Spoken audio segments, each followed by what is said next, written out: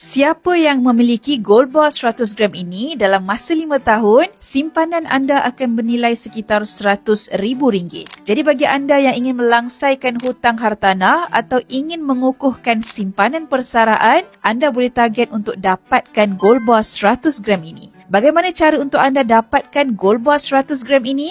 Kaedah yang pertama, jika anda sudah ada simpanan wang tunai yang mencukupi, anda boleh buat saja belian secara terus. Hari ini gold bar 100 gram bernilai sekitar RM63,000. Dengan kenaikan harga emas secara purata sekitar 10% setahun, nilai simpanan anda akan meningkat sehingga RM100,000 dalam tempoh 5 tahun. Kaedah yang kedua, anda boleh menabung gram emas di akaun emas Gap Public Gold ataupun Gold Accumulation Program. Anda boleh menabung sekitar RM1,700 sebulan. Cukup 5 tahun, simpanan dalam akaun emas Gap anda akan mencecah 100 gram emas. Anda boleh keluarkan emas ini untuk anda simpan sendiri atau anda boleh jual semula untuk dapatkan wang tunai bagi mencapai matlamat keuangan anda. Ini bukan sahaja dapat memastikan duit simpanan anda tidak bocor, malah menyimpan dalam bentuk emas simpanan anda tidak jatuh nilai akibat kejatuhan nilai mata wang dan juga inflasi.